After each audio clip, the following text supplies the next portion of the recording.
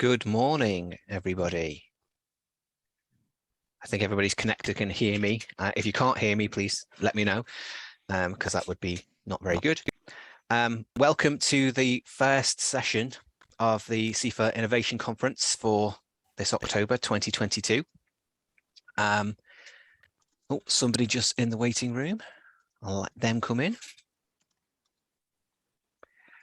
So I say this is the first conference session this morning, and the focus is on innovation in workforce development. And we're going to be talking about apprenticeships in and around archaeology. To introduce myself, my name is Phil Pollard. In my day job, I am Heritage Career Pathways Manager at Historic England. What that means is that it's my job to look at how we at Historic England effectively support the sector to ensure that actually are career pathways for people coming in and moving through careers within heritage, to make sure we actually have a future workforce that's actually resilient and fit for purpose. So I do lots of different random things, really. It's quite strategic level, I guess. But one of the things I have been involved with over the past few years is the development and implementation of apprenticeships. Between 2019 and 2020, 6 apprenticeship standards were launched for historic environment occupations. And this was a bit of an innovation in terms of workforce development for archaeology, particularly because there were no formal apprenticeships available in this discipline up to this point. Since their introduction, we slowly see employers start utilising the standard and people coming on to apprenticeships, working with training providers to offer them. And that's both at new entrants to the sector, but also staff looking to develop their careers. So the session this morning is going to be mostly comprised of 2 discussion panels. The first is employers who are some of the first people in the sector to be offering the apprenticeship route, and they're going to talk about their experience of this, why they did it and what they found from it so far. And then the second panel, we have some people who are doing apprenticeships themselves. So you'll get it from the horse's mouth, so to speak, of what they are doing. And as I say, some of them are new to careers in archaeology, some of them are upskilling and developing their careers, but they're using the same framework in which to do it.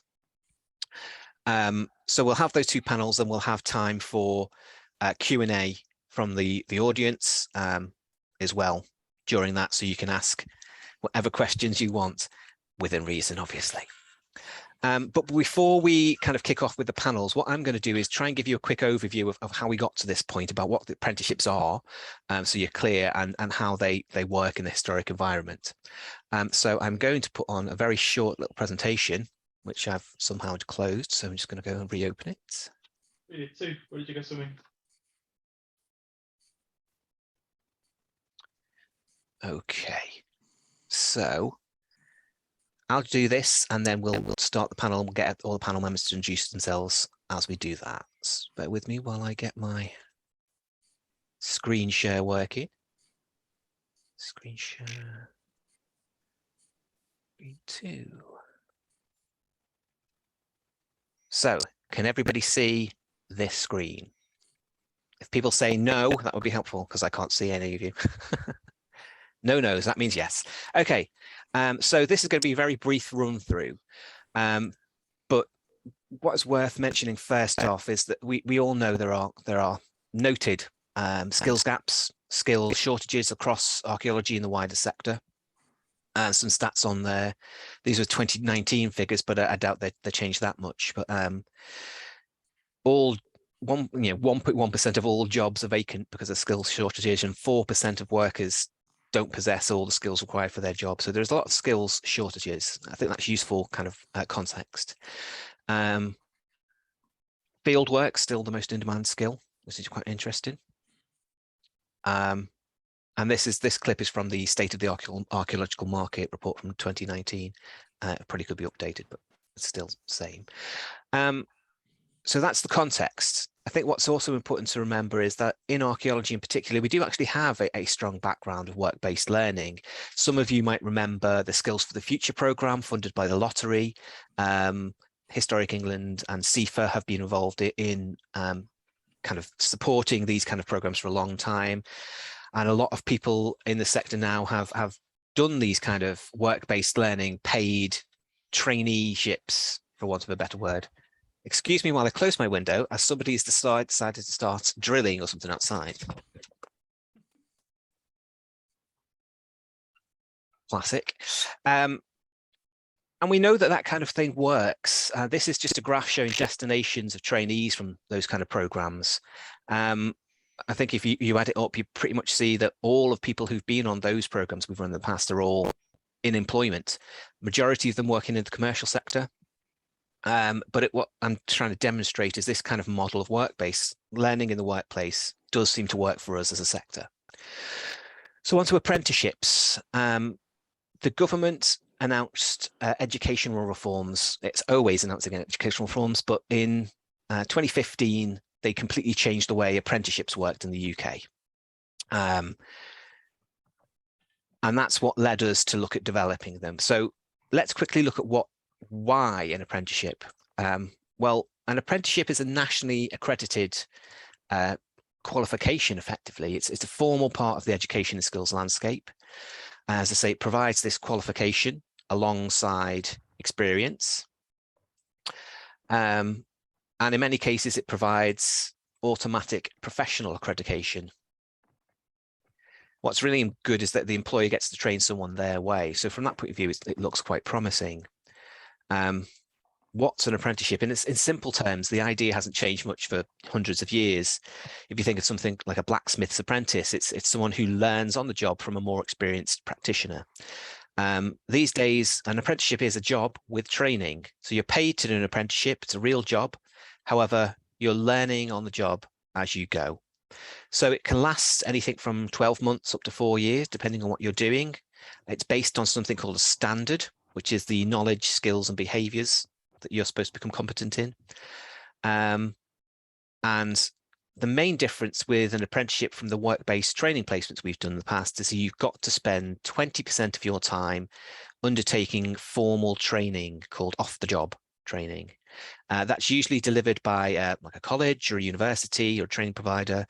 And it's a mixture of sort of knowledge-based lectures and things and sort of practical skills-based development.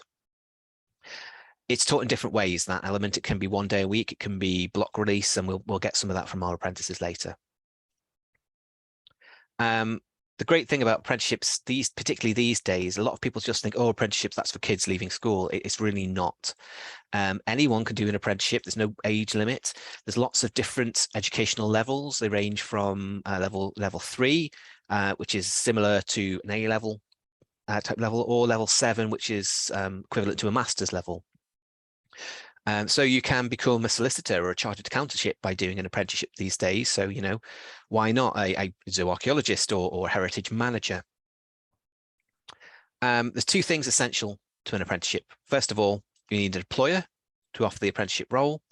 And we're very lucky to have some of those with us today who'll be talking. And you also need a training provider who delivers that off-the-job training.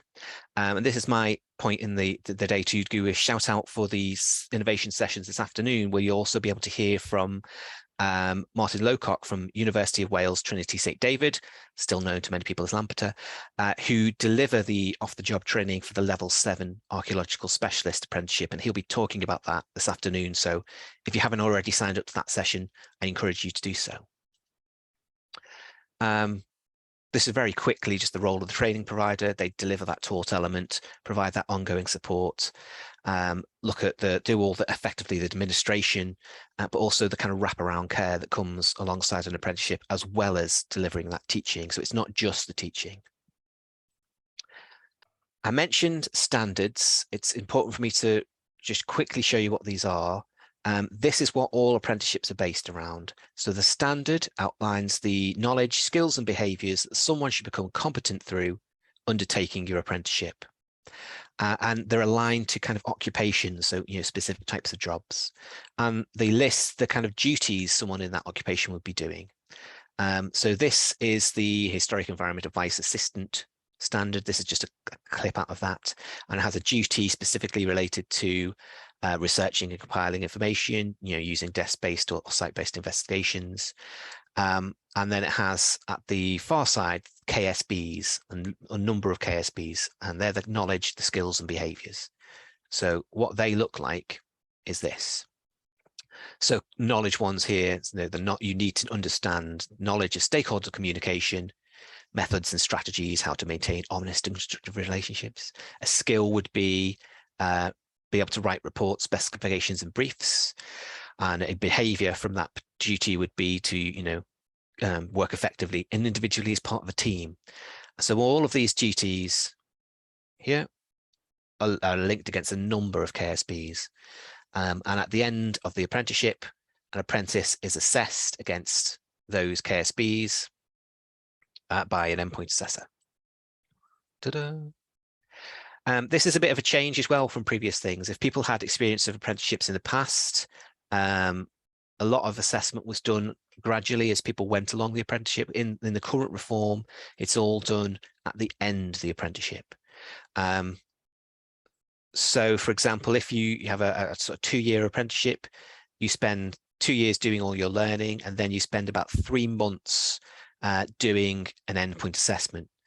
That would consist of many different things, but most of the ones in our sector are looking at a project. So it's a piece of work that you undertake within that 3 months and write a report about. And then you have a question and answer session on that with an assessor. And then also a professional discussion with an assessor, which is backed up by a portfolio of work. And that's evidence of the work you've done over the past 2 years in your role. And you have a professional discussion with an assessor based around that portfolio. If the apprenticeship has a qualification attached, like a master's qualification, you also need to have, at the moment, completed your master's course before you can move into this endpoint assessment period. So that's the whole background of what an apprenticeship is and what it looks like. I think some people still aren't quite aware of how it's structured and how it works, and also the fact that it is perhaps broader and more applicable than it used to be. What's important for us all to remember is that the standards, and I just talked you through what standards are, the standards for the apprenticeships in our sector were developed by employers, professional bodies, some training providers across our sector. So there's over 70 organizations that were in what's called the Historic Environment Trailblazer.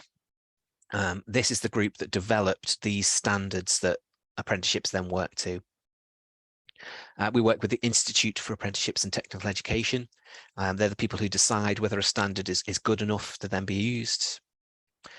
And the Trailblazer itself, we broke up into 3 areas. So we broke up into a specific area for archaeology, a specific area for heritage management, basically advisory services, and a specific area for conservation. And we had a chair for each of those kind of subgroups. The archaeology one being led by Kate from CIfA. And these are the standards we have now. So in archaeology, we have an archaeological technician at level 3 and an archaeological specialist at level 7. And I'm pleased to have people representing both of those on the panel today. In conservation, when we talk about conservation, it's primarily object-based conservation. So there's a conservation technician at level 4 and a conservator at level 7. And then in the historic environment advice, there is a advice assistant at level 4 and an advisor at level 7. And we have some people who are doing the advice assistant with us and managing those with us today as well. So that is my brief overview. Hopefully that's, let's say, very quick, but giving you a run through of what apprenticeships look like now and where they look like in our sector and how we got there. I'm going to stop my share.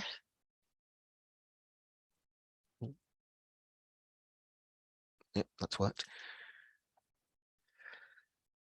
And we're now going to move into the kind of main bulk of what we are doing this morning, which is our apprenticeships panel.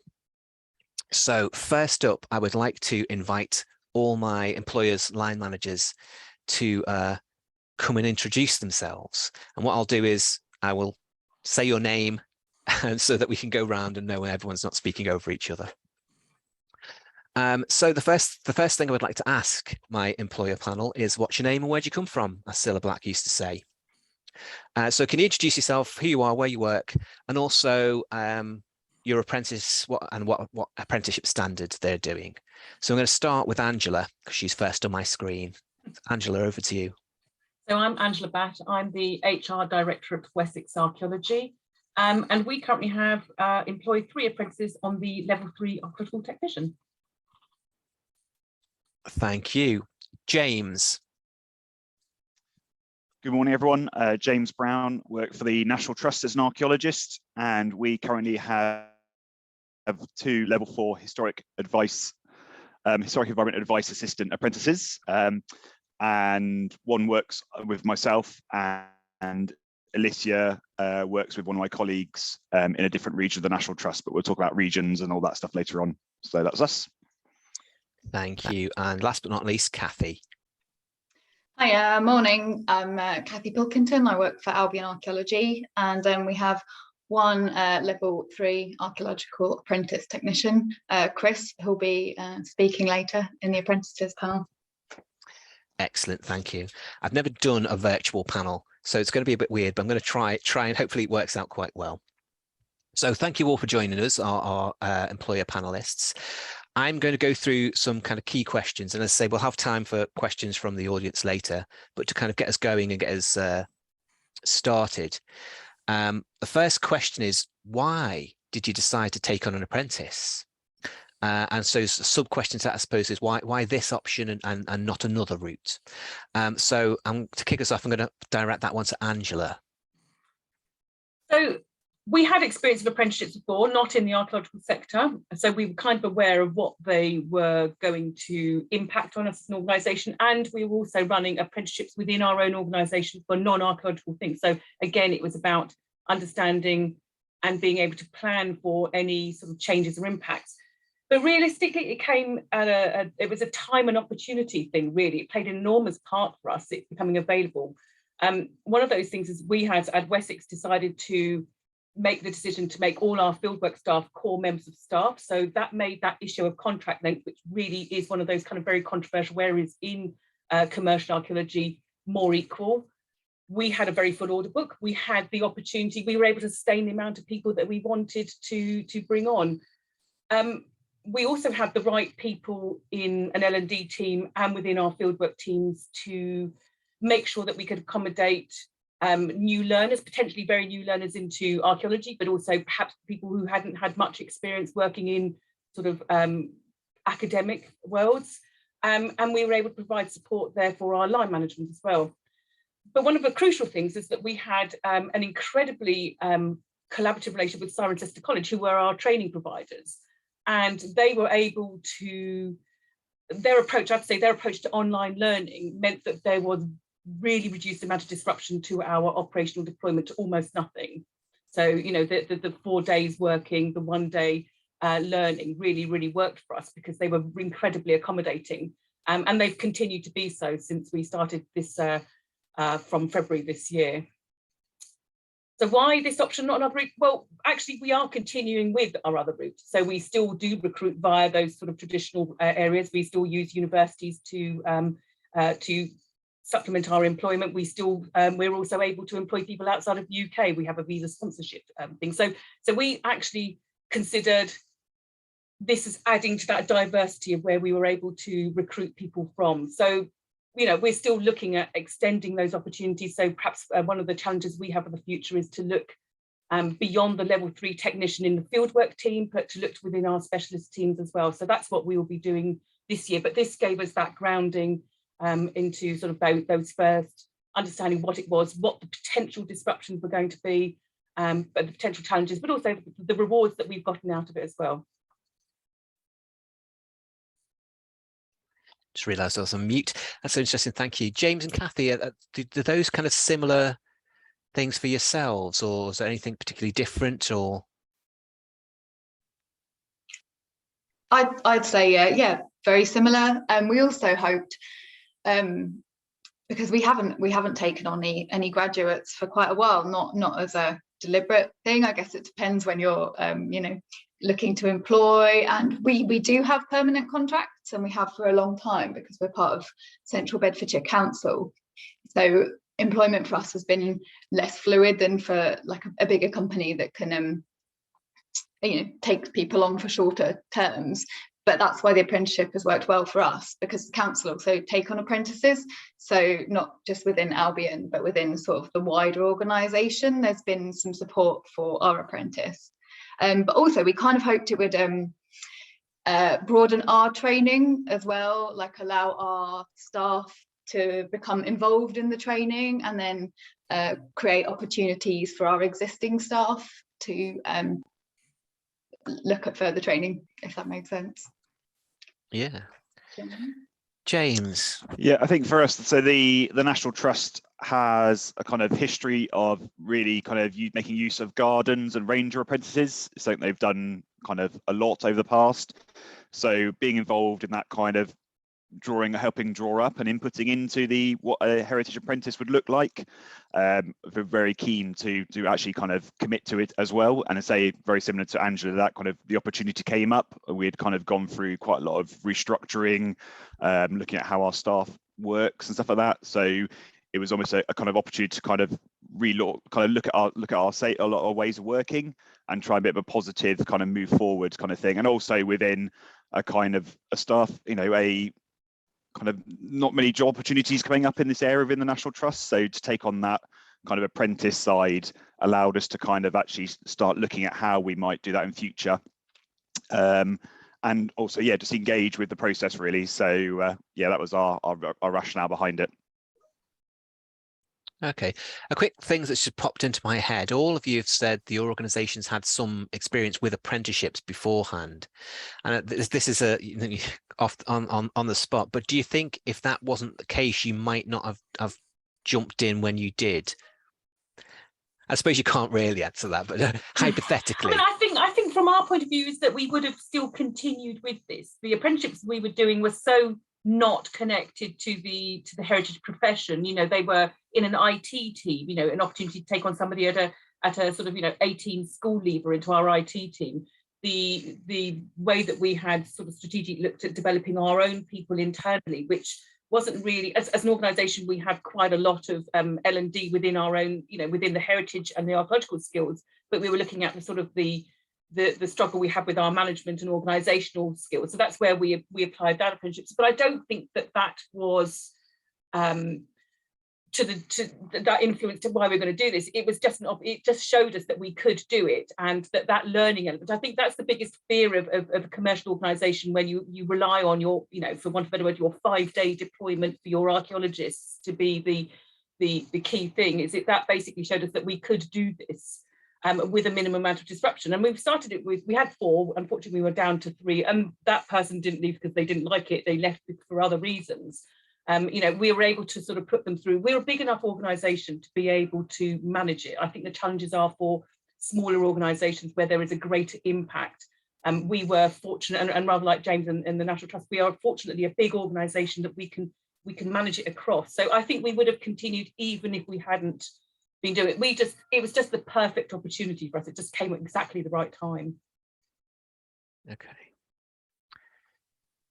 Yeah, I would say the same. Although we are a smaller organisation, our links to the council are quite tenuous, and I'm sure Chris, when he talks later, will be able to tell you about some of the interesting council networking he's done with the council apprenticeships, because obviously they're sort of in finance or like business management, so it's quite a different beast. It probably kind of facilitated the idea of an apprenticeship because they have their own apprentices and we're so linked to them. But I think, everything that has been done, it's been Albion, apart from, these exciting training days that Chris has been on with the other apprentices. That's great, thank you. All right, Kathy, I'll stick with you for the next question. What has your role been as sort of a line manager / mentor of Chris, of an apprentice? So I guess my main role has been sort of liaison between both ourselves and the college, and then the apprentice and everyone else at Albion. So I've kind of coordinated the activities to ensure that all those standards and training elements that you talked about earlier, to make sure we've addressed all of those. Like I said, we were hoping to sort of put more training in place for our current staff, so we've kind of created a new training structure, and then hopefully I've offered support and guidance for Chris where necessary. Hopefully he's had, like, you know, it's good to have one person that you can come to with any issues, but then the college have been fantastic, and I'm sure he thought he could also, you know, they've dealt with a lot of the more logistical apprenticeship side, because it has been a bit of a learning curve for them as well. Like we've literally only just got some of the information he'll need for his end point assessment, so I think it's been a bit of a drip feed of information for Chris from the college. So but yeah, hopefully we've kind of provided the support at Albion and organised the required training. I've also had a mic on the field staff, because as a line manager I'm quite removed from what he's actually doing on a day-to-day basis, so I think, you know, it's perhaps you found the same with your level 3 technicians. We've needed to, like, have nominated people in the field, and they've been absolutely key. Okay, interesting. James, has your experience been slightly different? I know you can echo some of those points about the learning curve with the training provider. Yeah, so similarly, as you say, I think we're all finding our way.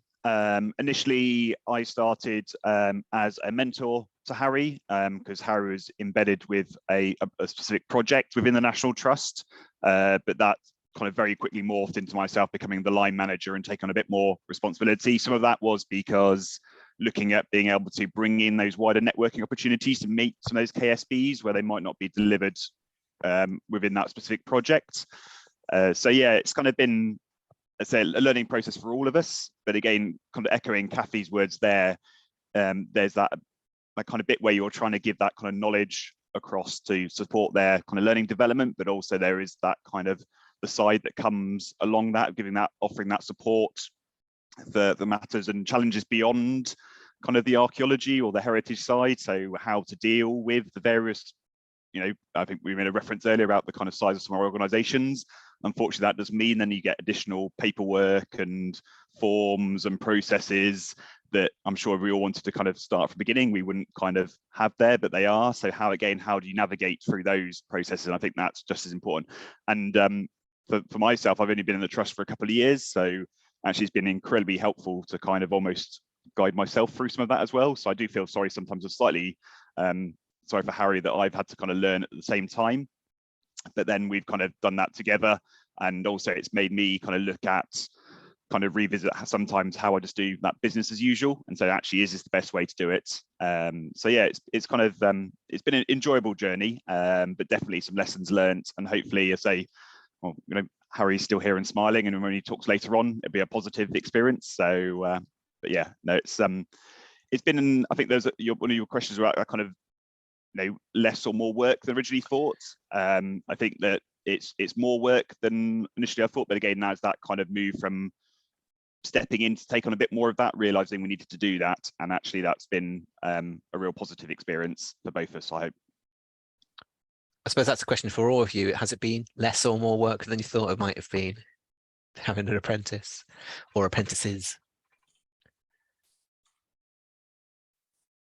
I think we thought it'd be more. There was more work to set it up and gain the kind of and acceptance from my colleagues. Really, that sort of required them to sort of feel reassured that somebody coming not from a university background who'd studied archaeology in particular wouldn't understand. And let's face it, as archaeologists, we have a unique language that we use, and so we kind of you start to drip feed that language into those courses. You know, this terminology that we use. You know, when I've described what I'm doing, when I used to be in the field, when I described what I was doing to people who are non-archaeologists, they used to look at me blankly, and I realised that actually my audience were so completely different.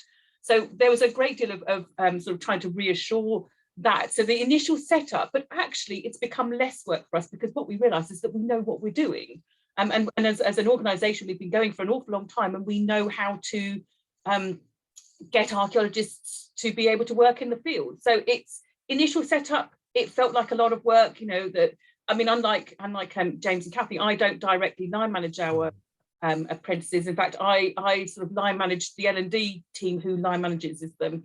But my job really was to put together the papers for the organisation to say this is something that we're going to pursue and why we're going to pursue it and why it's valuable. So, you know, that was, for me, there was quite a lot of scrabbling around. For everybody else, there was so do we need to do anything different, Angela? No, actually you don't, because, you know, those coming out of university after 3 years tend to be fairly new to field work anyway. So, you know, we already had those things in place, really, and the college was able to provide the other extra element. And so actually the 3 apprentices we've got are, I'm pretty sure, thriving. You know, they are considered no different to anybody else. And like Kathy, we also have mentors in the field. We assigned them with individuals who were there, able to provide them the day-to-day stuff, which Steve wasn't able to do because he's the line manager, he's not there. So we assigned them sort of mentors in the field. We had a team page for them to also communicate with each other because they're in 3 different regional offices. So they're not working together. You know, they're sort of interspersed into 3 different regions. So yeah, I think it was less work, more work to start off with, less work, sorry, very long-winded, more work, less work, you know, now. Okay, Kathy. Oh, I was just going to agree, really. Yeah, like I say, I think the college took on more than I thought initially, which was, I found helpful, like with the kind of 20% off the job training, before we really knew like the full structure of how that was going to work, and that it was going to be 1 day a week. Like if you've got someone working 5 days a week and we're providing all the off the job training, that's a lot of time put into training from us. But because you get the 1 day a week and all that whole day, all the work on the portfolio, all the learning from the college, that, I mean, it's easy to provide that much training. So at first we were like, I was nervous about making sure we could meet that target, but it's been no problem at all. Like, so from that point of view, it was a lot easier than we first thought.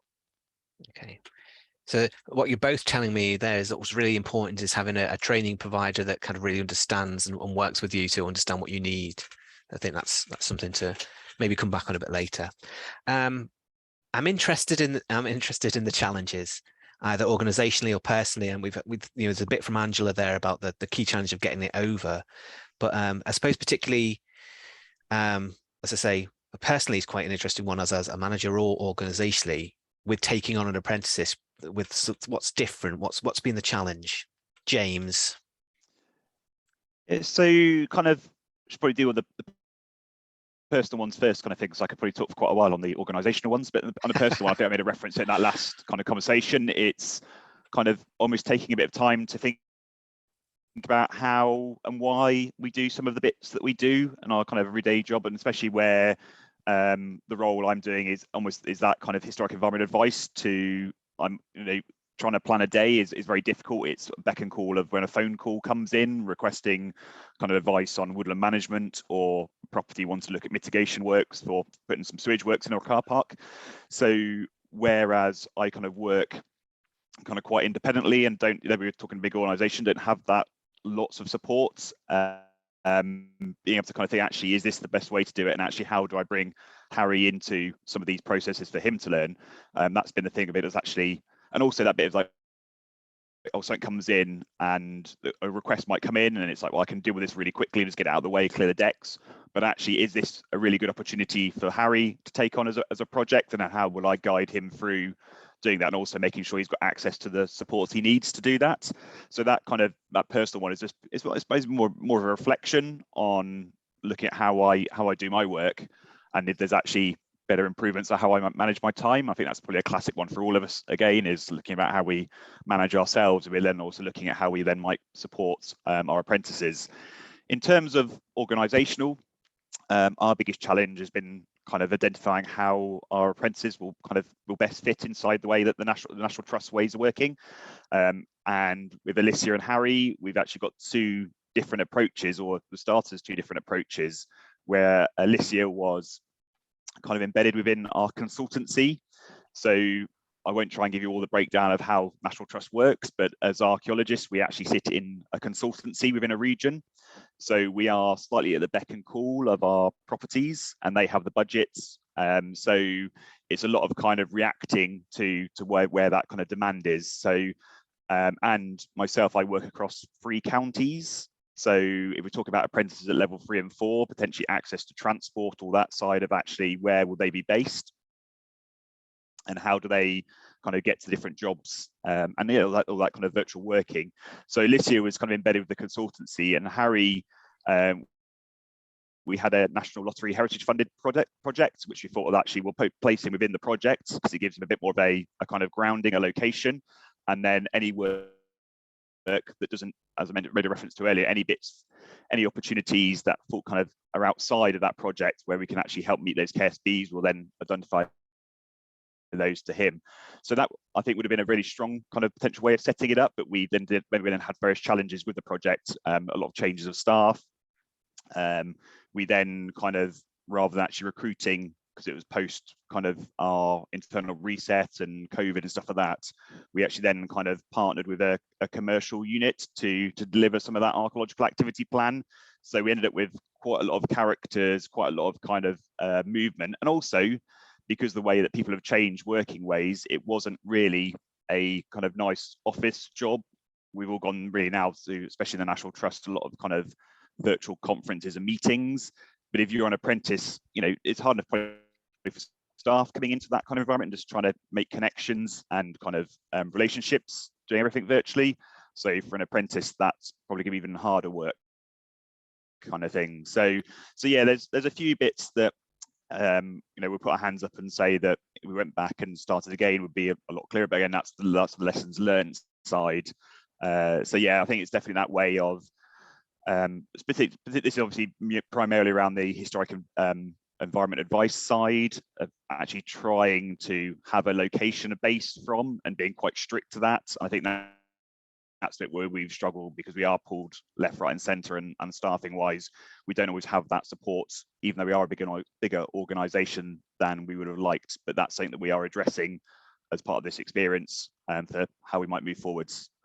So yeah, that's I think from whereas Harry's now moved under my line management, I'm based in Southampton, Harry's in London, so trying to do meetings with kind of access to transport and different properties just makes that extra little bit of a challenge as well, but hopefully something that we're addressing.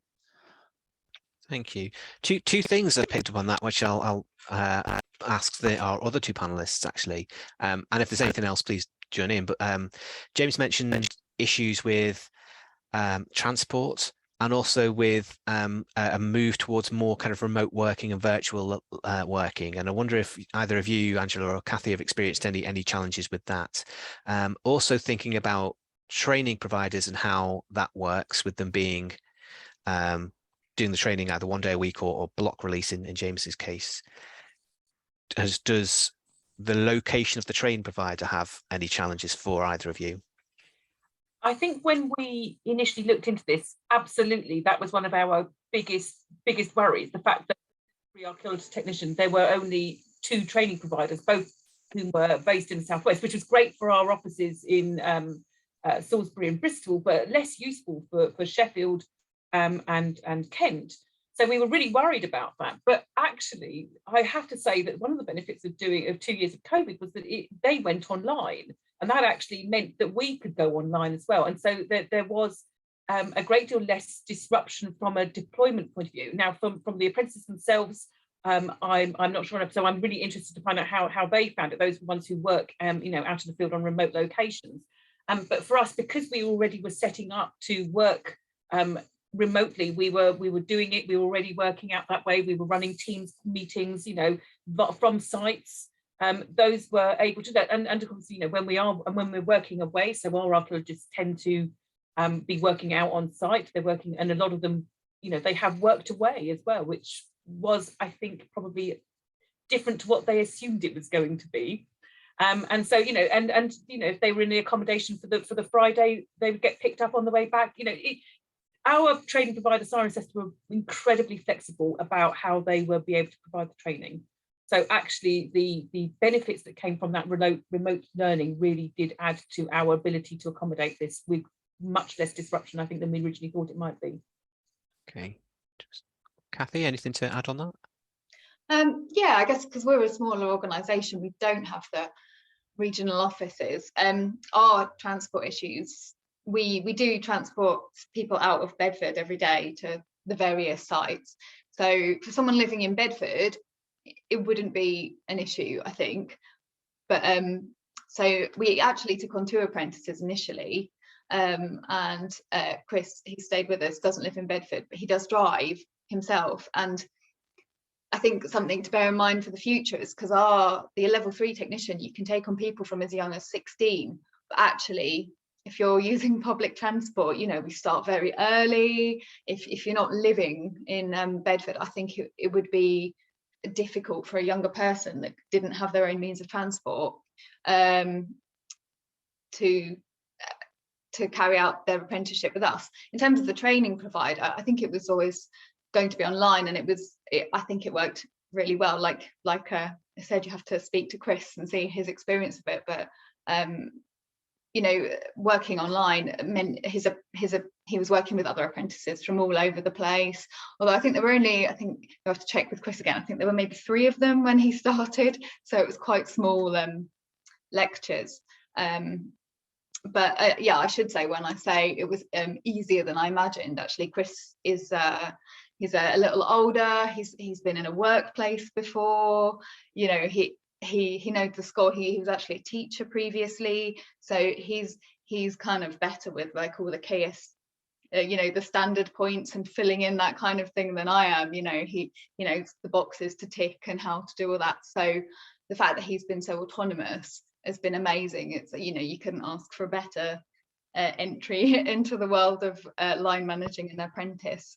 But Tegan, who didn't stay with us, was much younger, and I think, you know, like similarly, like there were a lot of circumstances that meant she didn't stay with us, but I think it is a lot for someone so young to take on as their first job. You know, it's not only they're not only learning, but suddenly they're in a workplace with a lot of older people. They're having to be far more autonomous, and you know, as much as a line manager, you want to give people that support.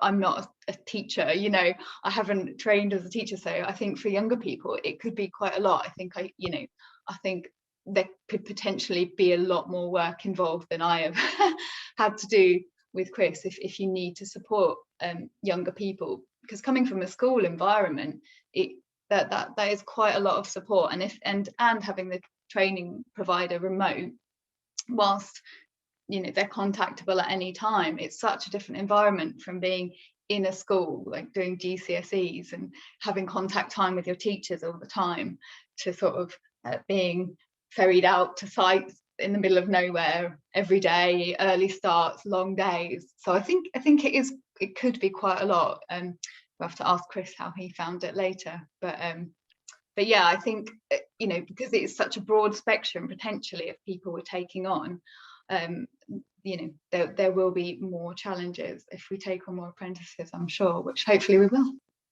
Thank you. Chris has got his hand up, so I'll let him come in. But just remember all the lovely things Kathy was just saying about you, Chris. Don't say anything mean. Oh no, I won't say anything mean, don't worry. I just thought I'd just speak to the sort of remote working, because I'm not sure it's something that will come up later when we talk to us. I just thought I'd mention it, that working with Cirencester College, it's worked really, really well. They've done an amazing job. So every Friday we have like a college session essentially, and I've got to know Angela's field technicians, so Tony, Izzy and Ben. Every Friday I've met them. I've met Tom, who I've been with since the beginning. He was the third person with Tegan and I that was at Albion. He's at Cotswolds, and there are now 3 new apprentices that started this year as well. And I've only met them briefly because I'm now coming to the end of my apprenticeship. That what they're doing is what I did a year ago, but that remote learning has been one of the key things that we've done, and that those sessions are really important, and it's worked so well because I've felt like part of a group on that. You know, I don't have any peers in terms of like my working level within Albion, because everyone's been there for, you know, 2, 3, 4 plus, etc. You know, several have been there for much longer. So to have someone who's a new starter like me, that I can, we do literally at the beginning of our sessions on Fridays is talking about what we've been doing that week, and you can see the levels of competency grow over the course of time. And you know, the guys who started in February and worked for Wessex, you know, when they came in, it was very different conversations to the conversations we have now. And Aidan, who's our lecturer, he's very good. He loves it because he gets to hear all the things we've been doing, but he also is very good at facilitating that kind of conversation over what standards, what skills, what we're bringing in, essentially. And I think if we weren't doing that remotely, if there was some kind of I'm trying to think, like if there was some kind of like if it was separated up, they wouldn't have been as successful as it has been. I think is my main point. I think just to kind of come back to what we were saying on my challenge, but I don't have that concern around the learning side and the learning providers. I think yes, we're doing that virtually, and it opens up more opportunities because there is fewer providers at the moment. I think my kind of real one would be, I know this might be more primarily for the level 4 HEAA, but if you're thinking about hosting one and being really kind of reflecting on yourself about, wait, can you actually have a base and a couple of days a week or something be at that base with them kind of thing, because very quickly it can become quite a kind of, that I know Kathy used the word autonomous. I think there's some concerns I had that sometimes I feel like Harry might kind of end up falling through the gaps between our different ways of working in the National Trust. Luckily he's kind of swam and excelled with the character that he is. But I really kind of put that plea out, and I think that's what we'd look at if we were going to be looking at taking new ones on, kind of thing, is being very strict with our regional archaeologists, that there has to be a hub that hopefully is near enough to the apprentice that you can almost have not just those regular check-ins, but actually a day with each other's in company where you've got that ability just to reset and then go again, kind of thing. I think that's incredibly important. Thank you. That's great. There've been some questions coming in the chat. I will be picking up on these. Kevin particularly asked about the curriculum, and I will let our apprentices answer that later when they come on to tell you about actually what they learn and how they learn in the college compared to in the workplace. But we will come on to that later. The next question I've got really is about, have you seen benefits of having apprentices so far? Has it added any value to your organizations? Angela, I'll come to you with that one. Yes, I think the benefits we've seen is that it's doable. I mean, that sounds really stupid, but there was a great deal of fear within the sort of commercial industry, within the other commercial, the other big organisations, that this was going to be something that was going to be a big challenge to do. That obsession over contracts, the question of fairness, all of those kind of things. Actually, what we've discovered is that it's eminently doable. There isn't impact, recognisably impact on our deployment. We do have to make money to continue, and that's the reality is that we are a business. The other thing I think Kathy mentioned earlier on, which was that it really upskilled our own staff. It made them think about what it is they do and how they deliver what it is that they are learning. And that's from the line managers and the executive team, in fact, right down to the guys out in the field. They had suddenly got these people who didn't have the same background in terms of studying archaeology. Now, our apprentices, it's interesting, Kathy, you mentioned it, that we have 3 very different ones, and Chris, if you obviously met them, I'm really pleased that you've met them. We have a couple. We have somebody who did go to university and studied something else, but we do have a very young archaeologist in there who is straight from school, and so it really added value to our teams. I think that profile across our teams, it challenged people to think about what it is they do. I already alluded to the language of archaeology. It challenged people to think about, the way they communicate with each other, and they don't just use this kind of weird secret language that we're also very familiar with using. And that really brings benefits to how we engage more widely with the public who aren't archaeologists. And so it kind of gave us different ways of doing things. It for me personally, as the HR director, it meant that we were able to recruit more diversely.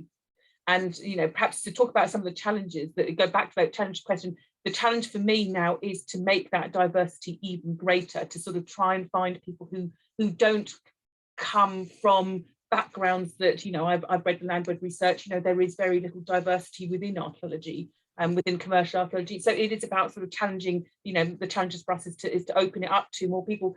And I think one of the, has it added value?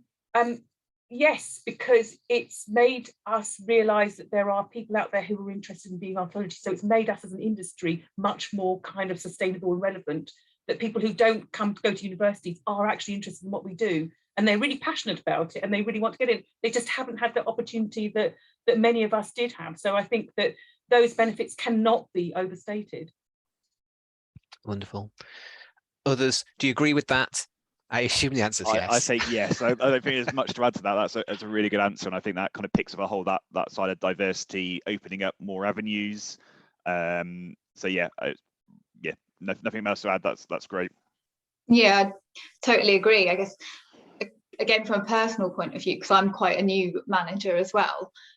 Like you said, it's through the whole organisation. So from my point of view, I hope it will make me a better line manager for other people, because we can be a bit distant at Albion, because you work on site, you're working for the manager who's running that project, and your line manager is sort of this person that appears occasionally for a review, or, you know, if you're sick.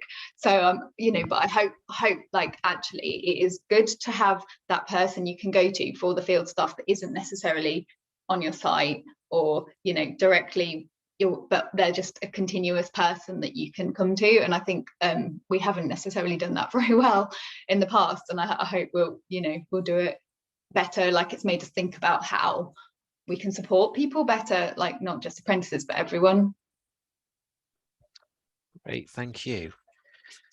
I'll stay with you, Kathy, then, and say, what is the one or, you know, a couple of most important things you feel any other person, any employer or manager looking to take on an apprentice should know before starting out? Oh man, we kind of covered the stuff I'd thought about, because for me it was like understanding the balance of training was really important. So I'd say if you're thinking about taking on an apprentice, like knowing that it's feasible, like this kind of the way it works, the 4 days a week and the 1 day training, that's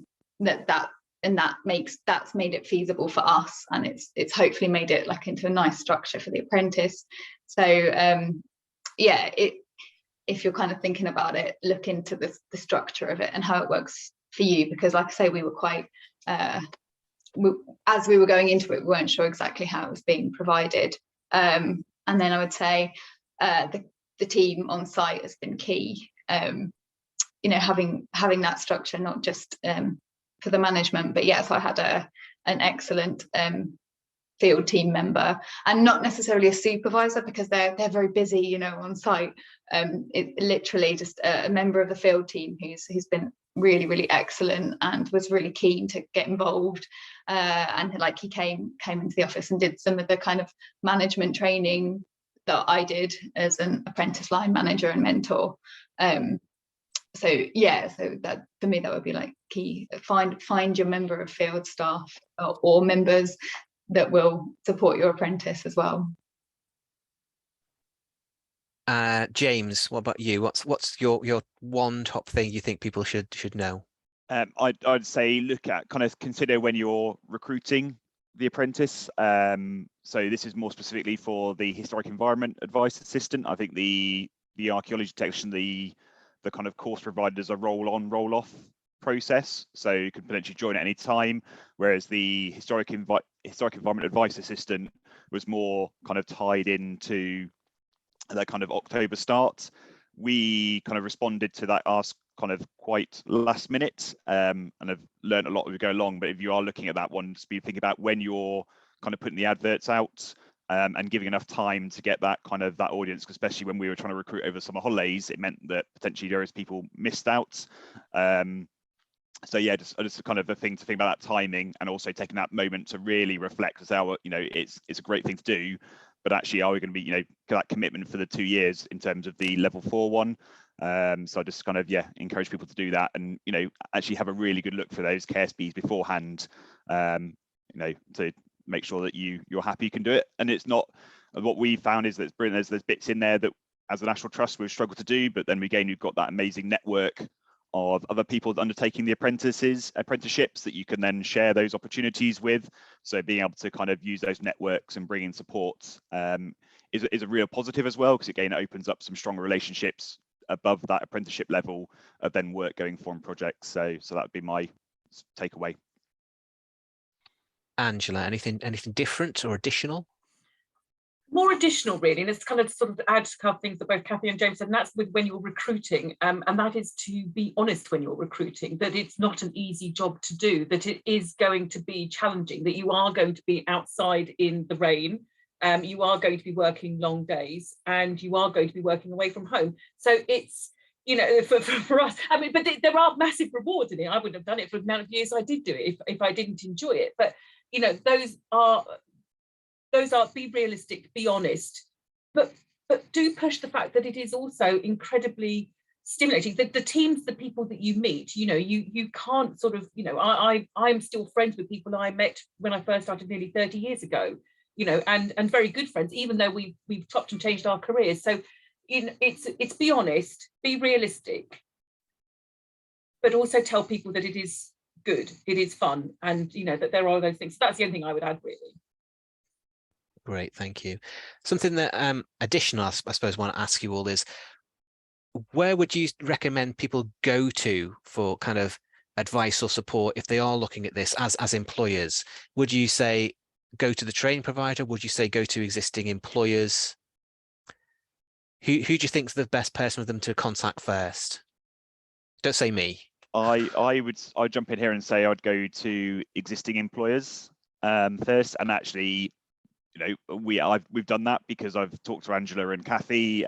Within the National Trust, we are looking at a level 3 archaeology technician that we're going to be recruiting in January. So as part of that process, we had a quick look at the KSBs and the what kind of course providers were, but actually the most useful bits we got was these, almost like we've just done this morning, that conversations sorry, excuse me, with the other providers about their experiences, because again, then you get the bits of what hasn't worked so well that we can then learn and refine, kind of thing. Whereas obviously the college is a bit more of a, this is all our glossy things, this is what we'll do. You get some of the honesty from the employers, and again, we're in archaeology, we'll probably all tell each other how it is sometimes, so incredibly useful. Excellent. The final question I have for you guys as a panel: would you do it again? I think you've already answered this, but let's get it on record. Would you do it again? Angela? Yes, absolutely. James? Definitely yes. I just want to put a caveat in, obviously, hopefully what we'd like to work towards is kind of retaining Harry kind of in the organisation. So if we've got that in place, then potentially we wouldn't need to do it so quickly. But yes, I think it's something that definitely everyone should be doing. And I say we just made that kind of thing that we are going to look at an archaeology technician apprenticeship as well to go within one of our projects in the South Downs. So we'll be hopefully releasing that in kind of January time, kind of thing. So definitely yes. And Kathy? Yeah, definitely. It's been great. And I definitely, like James said, I'd think about maybe recruiting not in October, because it's, you know, starting at the beginning of the winter. Maybe I'd think about, because now it's like a more of a rolling thing, like the October intake is the first intake. But yeah, maybe spring is a nice time to start your apprenticeship. That's great, thank you. Okay, well, that is officially the end of our first panel. There have been a few things pop up in the chat. I might try and deal with a couple of those now. The intention is, if you do have questions, you know, do keep popping them in the chat and do think of them. We'll have a Q&A session at the end. I do want to let the apprentices talk, because they might answer some of your questions. But a couple of things popped in the chat that I can answer already. So the question about the curriculum, I say some of our apprentices answer that, and I think somebody also has answered some of that as well. There's a question just now about, is the apprenticeship scheme limited to non-graduates? And the answer is no. absolutely not. You'll hear from some of the apprentices themselves where their background is, but the only restriction in terms of apprenticeships now is that it needs to be able to demonstrate predominantly new learning. So if you have a degree in archaeology, it's unlikely that doing the level 3 apprenticeship will make you eligible for predominantly new learning. Now, there might be ways around this, but in principle, it's not likely. But the level 7 is a different role, so that's absolutely fine. So there's no restrictions on existing level of qualification. It's actually about what your level of qualification has already taught you. So hopefully that answers that, but we can pick it up again later. And Martin's a good point about using upskill existing staff. I think those are the key things to answer. What we're going to do is going to take a quick 5-minute break because I'm conscious we didn't actually schedule one on the schedule and people might want to grab a glass of water. So if you could all be back, what time is it? 11:03. By 10 past, we'll then join our apprentice panel who'll talk to you all about their experiences. Does that sound okay? Okay, so please grab a glass of water, come back, and we'll start very promptly at 10 past 11.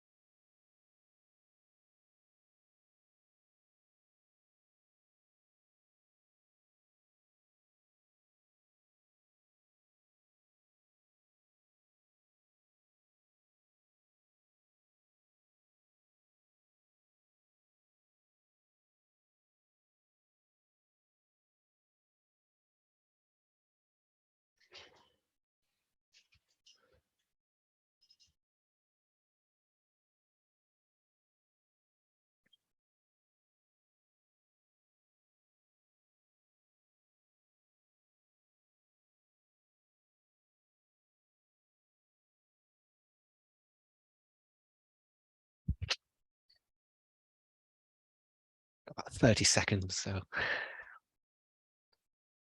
all good cost of finances.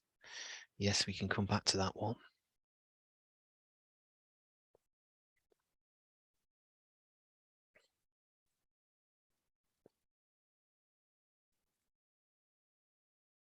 Okay, it's 10 past, so I'll get started again. I also realized I did not read out the housekeeping things I got sent, and I'll be in trouble if I don't. So I'm going to read them out now. I know we're halfway through and it's a bit late, but you know, oh well.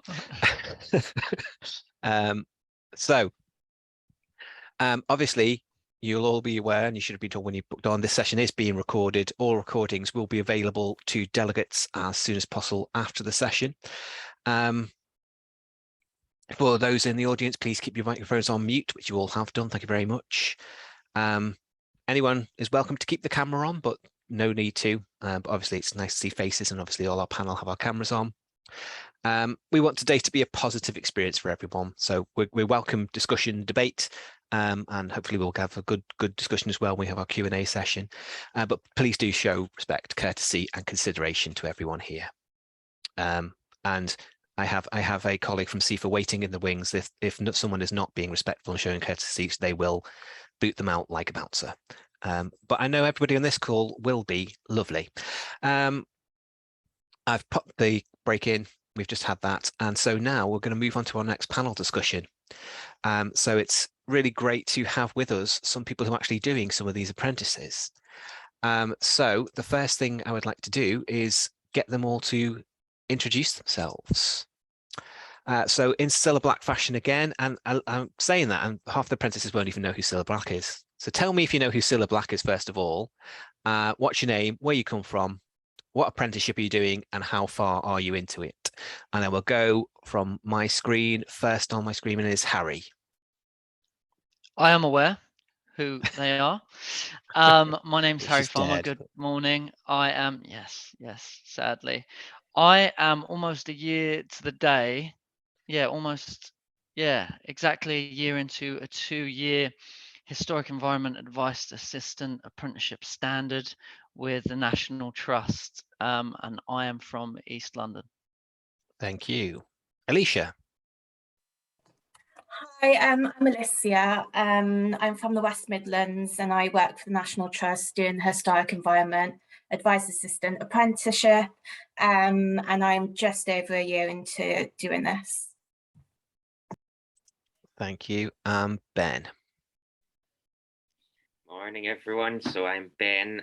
I am a community archaeologist with Dig Ventures, and myself, along with another colleague, are on the Level 7 Archaeological Specialist Apprenticeship, and we're doing the Masters with University of Wales, Trinity St David's.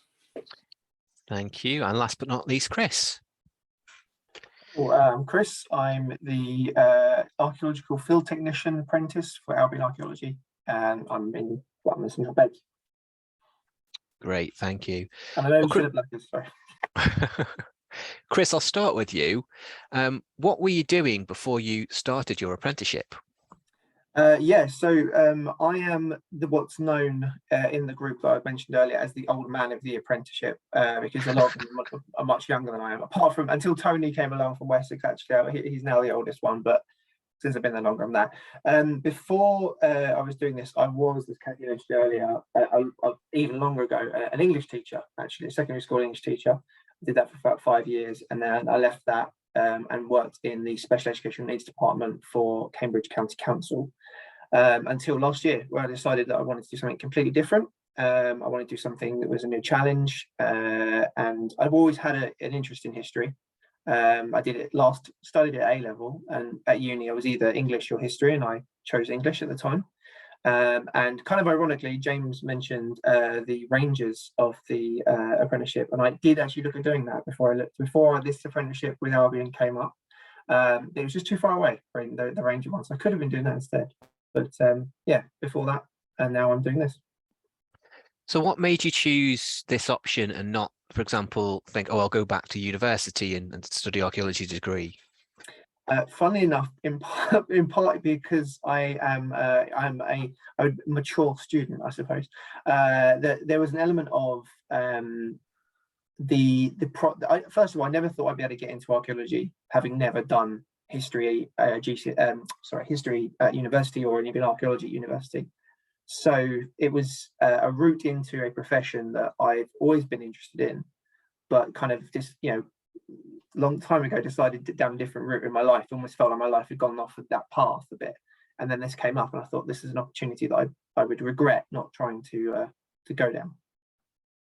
Great, thank you. Harry, what about you? I would say the archaeological aspect of this role specifically, but to build on that, the fact that the historic environment apprenticeship meant that it was kind of tethered to the wider heritage profession. I think there is a danger sometimes of archaeology existing in isolation and within a echo chamber, and it was always important to me how archaeology can be used to inform other conservation works, particularly within the National Trust, climate change, biodiversity, and the standard really nicely connects all of those passions of mine. An apprenticeship as opposed to going back to uni. I've done a lot of different jobs and I've been in the outdoors for a long time, and I feel like just through sheer obsession, I'd done all of the academic background reading that I would do at uni anyways, so the practical application and learning the skills firsthand on site was the main allure, I guess, for me. Great, thank you. Alicia, where were you before you started, and why did you choose this? Actually, finished uni last year studying archaeology and heritage at Worcester, and I did A-level archaeology as well, so I did have quite a bit of background knowledge before doing the apprenticeship, but going into uni, and I soon realised that all the stuff I enjoyed and all the skills and what I was best at, I knew that going into the consultant route was what I knew I would enjoy and what I would excel in best. And so I knew when I finished uni that I needed a job that would train me in that way of working. And so this opportunity came up, and working with the National Trust as well, I feel it's really good for me and Harry. Like, we get to see so much different archaeology. The properties that we look after is so different, and all the projects that we get to be involved with, all the work that we get involved with, everything that we need to consult on is so varied, and that's just the skills I didn't get at uni. So that this apprenticeship's been really good at that, and obviously the college and the Historic England training that's provided as well, in conjunction with what we learn day to day, was like really good for me to be a part of, because they work quite well together as well. So yeah, that's why I chose this. Thank you. Ben, what about you? Yeah, so I've been working with Dig Ventures for 3 years now. But before that, I was in a very different sort of path in life. My undergraduate was in finance, and I worked in accounting and retail for 5 years before deciding to move into archaeology. So that's kind of my background to getting into it all. And obviously, having started working in archaeology, I didn't have any formal qualifications in the area. Despite having sort of built up field experience over the years, I wanted to find a way to sort of formalize and get those qualifications, but by my own, steam, I wouldn't have been able to fund that. And so being able to have that opportunity to go on an apprenticeship, that was funded and supported by the employers, the governments and university, was a really great opportunity to do that. Great, thank you. You mentioned funding there. Someone's put a comment in the chat, and we'll come back to that actually on the costs and things in a minute.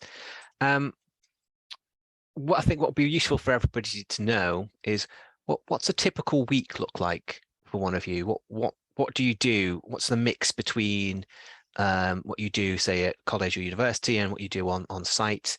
Harry, do you want to start us off on this one? Yeah, so I'll just start by dispelling any rumours of kind of structure and regularity and tedium that may exist within an archaeological or heritage sector role, at least for me in the trust. There essentially is no regular day, no regular week. I'll go from weeks out in the field, kind of helping to run community archaeology excavations, to meetings with curators and contractors feeding into kind of new interpretation designs, or surveys of Victorian forts colonized by roosting bats with kind of the property ranger team. So yeah, it's a lot of variety, but I think that's the main kind of allure of it for me. Assisting the London and South East team, I can be kind of up on the South Downs looking at Bronze Age round barrows or Neolithic cross diets, and then I could be going to kind of concrete World War II defensive structures, all the way over to kind of picturesque Thames side kind of Benedictine priories.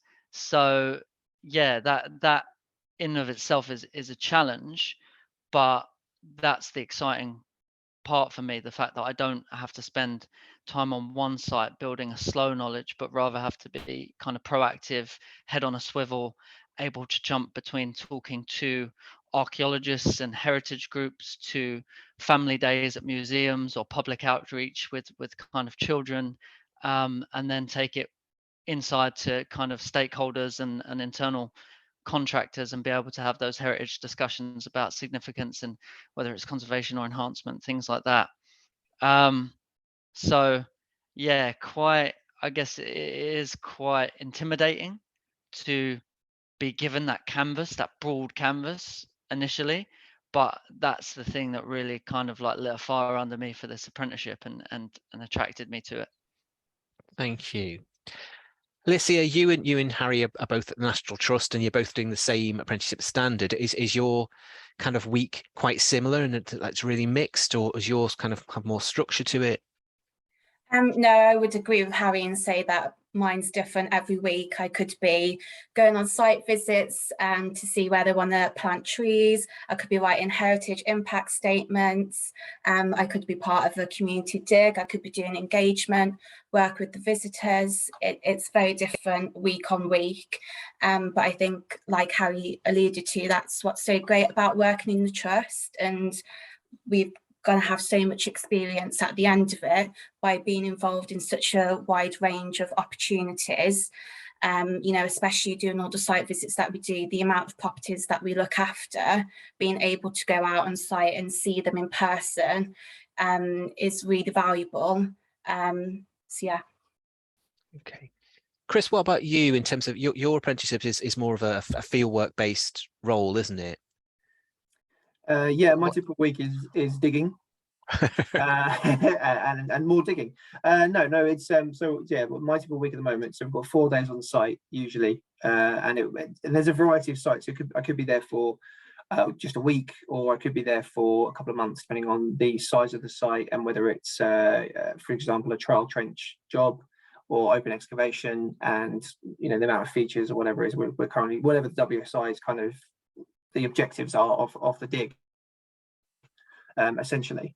So that week will entail, as I say, a lot of digging, but also there is alongside that I am responsible. One of my duties is to record and catalogue the features that we excavate.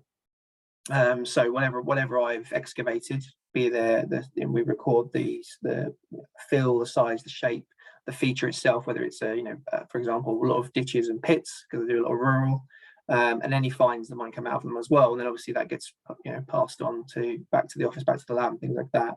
But then also I've had the opportunity on some weeks to work in the archives, cataloguing there, and even in the lab itself, working on kind of sampling or sort of like pot washing, and keep that you sort of reveal the archaeology, the finds that in more detail, which is very, very interesting. But let's say 4 days on site usually. I'm out there in the whatever weather, and then the 1 day of college. And it's kind of maybe to answer a question from earlier, I think one of the first questions that came up about the curriculum that's provided. So for me in particular, we had the first few months were on because none of us had archaeology sort of like a degree or anything like that. We spent the first few weeks on context. So we started with all the way from sort of Paleolithic all the way through to sort of early medieval Saxon period, kind of an understanding of everything. And then we've done things like sort of site formation and identifying pottery, identifying sunken feature buildings, stratigraphy, and all those sort of things. And I think, Kevin, the question was not teaching field skills. That's absolutely right. There isn't much in the way of field skills, because you're learning that on the job with, I have anyway, with my mentors, with my colleagues on the field. So I hope that answers your question earlier. But that's a typical week for me. Great, thank you. Ben, same question to you, but with a slight tangent. You were already working and had been working at Dig Ventures, and you've done this as an upskill. And I suppose the tack I'd like to take with you is, do you find doing the apprenticeship has changed your working week? We have our 1 day a week that we have with the university contact time for teaching. So that's on Wednesdays usually. Term is just kind of recently restarted, so that's kind of back on the cards again, and that will run through pretty much until, I imagine, April, May time. So we have that. We follow a kind of a structured university term timetable, as it were. So that 1 day a week contact time, and then your study time for your assignments as well. So that takes up that 1 day. And in terms of the typical week as an apprentice, it kind of depends it's very different depending on what you're doing as your job as well. So at the minute we're right in the middle of our field season. So it's the busy kind of time of year, zipping around the country on all sorts of different sites.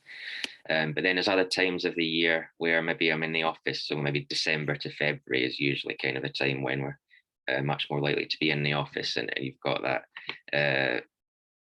a more structured, stable time as well. So it's very kind of yeah, mixed depending on what you're doing and in work, as well as yeah, what you're doing on your course.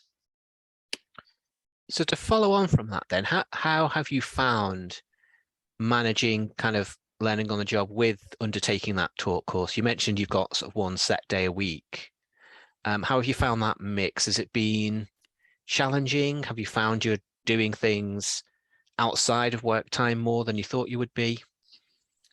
Yeah, I mean, I think ultimately, if you're studying for a master's, it takes as much as it takes for you to actually do that. And for me, yeah, sometimes you absolutely have to study outside of the allocated time as well. But it's a, you know, it's a degree, and you've got to kind of have that commitment from yourself as well. So yeah, it can be busy, it can be hard work, but it's absolutely worth it to you know, get the reward from the end of it. Great. Harry and Alicia, both of your course is delivered differently, isn't it? It's kind of a block release with bits in the middle. So how have you found that kind of managing the kind of on the job work learning and doing the talk course? Do you want me to go first, Harry? Yeah, I'll go first. So yeah, I think the block releases work quite well for me and Harry, and the way the National Trust work as well. I think being away for the week and learning all the content in that one time works well. As before we go there, we know what we're going to be learning, and then after I'll come back to my manager and be like, this is what we learned, can I do this piece of work to develop my learning further from what we've learned at the block releases.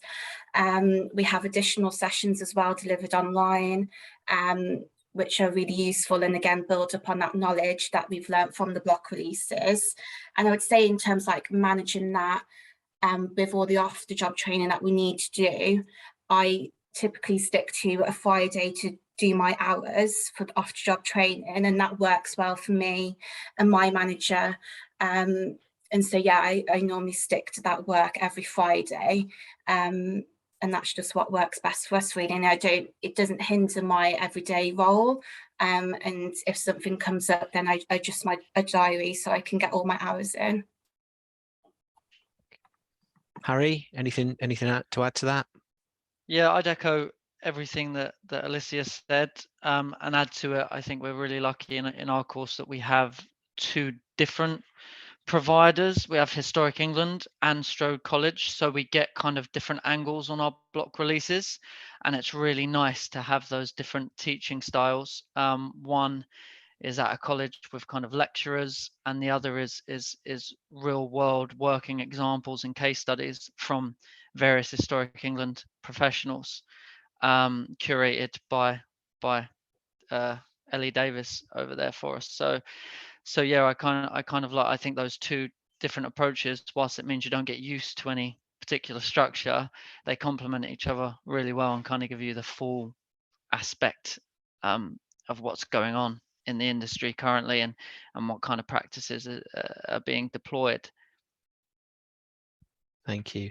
I thought I probably should clarify on that as well, as Harry pointed out, the level 4 historic environment advice assistant apprenticeship at the moment, Strode College, who are the main provider, they subcontract part of that delivery to colleagues of mine in Historic England. That's quite unique, doesn't happen in any others at the moment, and that was because it was the first program to get started, and part of getting started was that we had a relationship to get it off the ground effectively and do that.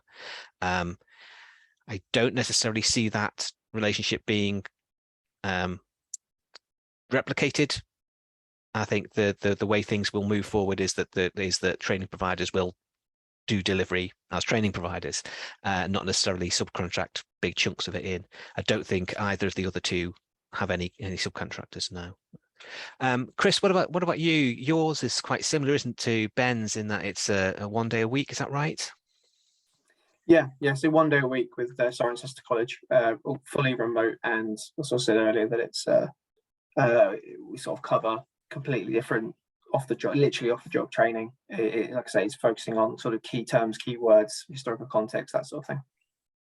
Okay, I suppose for all of you, there's two different styles there. There's one that's a kind of regular 1 day a week, and one that's the kind of block release with bits mixed in. would either of you see the other style as working better for you? You haven't experienced it. From what you've heard, do you think would that work better for me? So Chris, difficult. Harry, go on. Oh, sorry. I've just invited myself into the that's conversation. absolutely fine.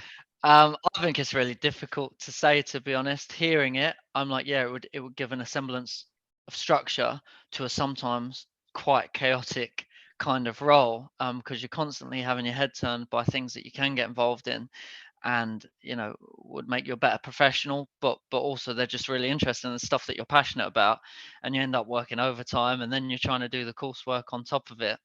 So maybe the 1 day a week kind of strict structure would be helpful in that setting, but the block releases enable you to kind of go away and fully, almost shed the backpack of your work responsibilities and fully commit to the learning and kind of soaking things up, ready to come back and deploy. So yeah, it's pros and cons with both.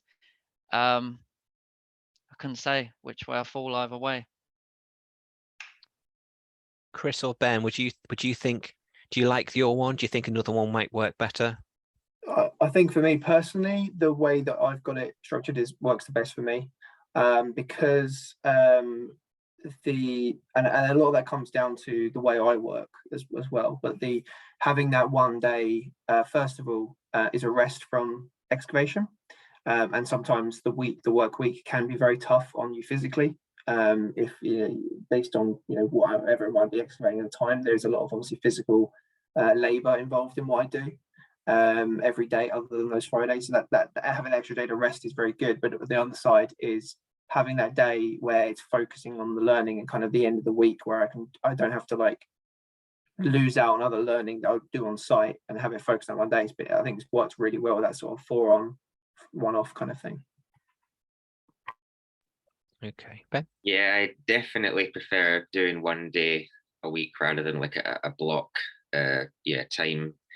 I think it'd be probably quite impractical for me to take out such a chunk of time at any one go and go away somewhere and do some learning and come back again.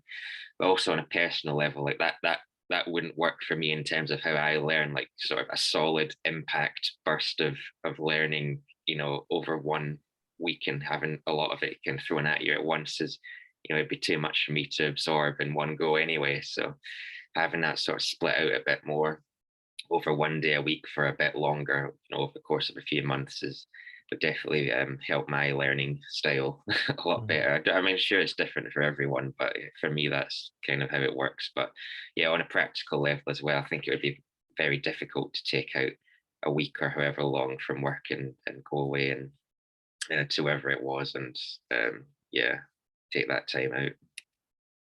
Thank you. Yes, we're in an interesting situation with only having kind of one training provider for each of the standards at the moment. So it's quite difficult to compare like for like. Well, in fact, it's impossible to compare like for like because everybody here is doing a different thing. I think what I'd like to see is actually multiple providers offering the apprenticeships. Sorry, Martin from University of Wales is here in the audience, and obviously he wants to gobble up all the level 7s. But I think for the sector, I think it'd be much nicer if we had more providers, and that's something I think we can all help work on by badgering them. Just to put that forward. Alicia, has the apprenticeship been what you expected so far? Yes, it has. I'm learning exactly what I wanted to and what I need to be able to do this role in the future. It's exactly what I wanted applying for the job and going into it. Sort of met all my expectations and more. I didn't really expect the range of opportunities that I would get. I've done some work with the building surveyors and the planning officers within the trust to help develop and support my learning that we learn in the block releases, and that's been really valuable for me. So I didn't expect that I would get that additional support from the building surveyors and the planning officers as well, because they're giving up their time to teach me as well. And I've worked with the local HR officer as well, and that was really good to understand more about his role and learn more about the data side of things. So I think it's definitely met my expectations. Don't get me wrong, I found it overwhelming at times, but I think that's more to do with the trust and how many people work within the trust. And like James mentioned earlier, there's just a lot of people working within the trust that you've got to build relationships with, and that can be really hard. And I think as an apprentice, it's even harder to make those relationships with those at properties in particular, because they've known my manager and mentor for so long. I'm just sort of like coming along on site visit to learn about what they're doing, but I'm not really inputting that much. I'm just there more of a shadowing work. So I'd say that element has it been a little bit overwhelming and a bit tricky, but I think now that I've been here for just over a year, I think I'm getting used to that more and contributing a bit more on site visits. Okay. So that's an interesting point. So yeah, let's say you and Harry, yours is a 2-year apprenticeship. Chris, yours is a 1 year, is that right? Yes, yeah, a 1 year, yeah. Yeah, and Ben, yours is 3. Yeah, 3 years on the course, and then there's like the endpoint work-based projects as well. Yeah, we'll ask you all about endpoint assessment in a minute. What about the rest of you? Has it been what you expected? Has it been different? Ben? Yeah, kind of in terms of what I expected, like I wasn't really sure what to expect going in because it was a whole new kettle of fish as it was. But it's definitely been a really, really good, useful way, well, invaluable way really to actually gain that knowledge and experience that I probably wouldn't have otherwise been able to do. So yeah, it's been really useful. It's hard work, but you know that's to be expected, and you've got to balance your time and everything right. That's quite important. But yeah, it's been really useful. Chris, what about you? Yes and no. Yes, yeah, that's great. Yes is sort of what I expected in the from my understanding of sort of what field archaeology would be like, you know, excavation, that sort of thing. And I would say I wasn't expecting to sound really awful. I wasn't expected to enjoy it as much as I am. Essentially, that's kind of the main things that a year ago, obviously thinking like, okay, you're going to be out in the wet and the cold and the blazing hot, and you're going to be physically digging, and you know, the idea wasn't necessarily like super, you know, I wasn't sure how much I was going to enjoy that part of it, but actually I love it. It's one of the, it's great. I really enjoy actually being out there in the field working. And I think this thing is that I knew, I feel like there's an element that I knew I was going to enjoy the job, but I've been surprised by how much I enjoy doing it. And even the apprenticeship as well, actually, is like the way it's been structured has worked really well for me, and I've really kind of found an avenue that's worked really well for me. Thank you. Harry, do you have anything additional to add on that in terms of expectations?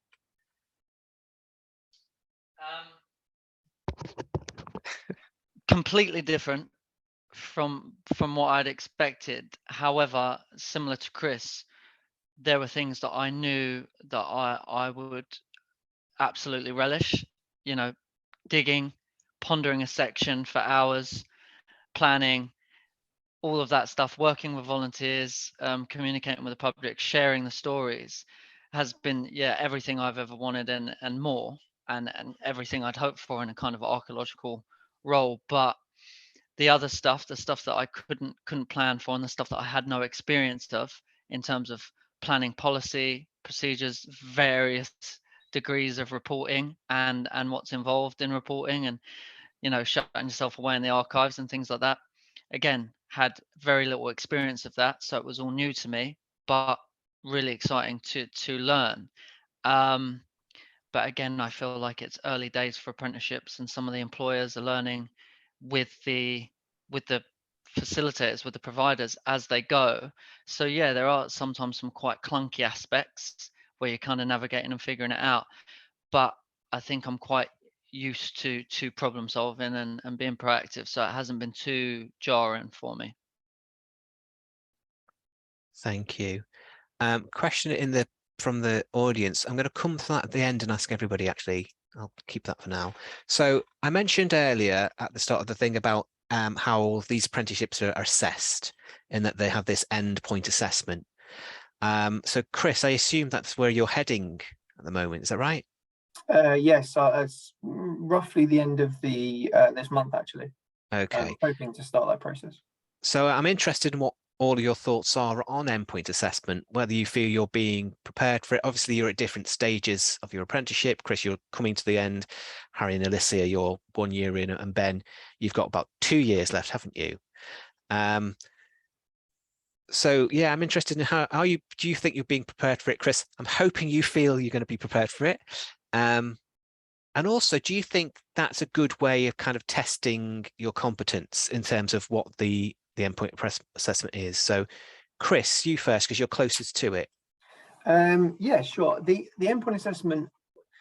So I will say that the negative that I've had for the endpoint assessment is only from that I'm quite close to the end of my apprenticeship, and we've only really had it completely confirmed what the process will be in the last couple of weeks. And that is because it's a new apprenticeship, and you know, it's kind of expected. The main issue that's come with that is that there's a portfolio element to mine. I'm sure there is for others as well, but for mine in particular, there's a portfolio element that will be part of a professional discussion, and the sort of the goalposts or the expectations of that portfolio have shifted a couple of times in the last few months. So I've had to rework what I've been doing, and that's obviously been a bit of a negative on it.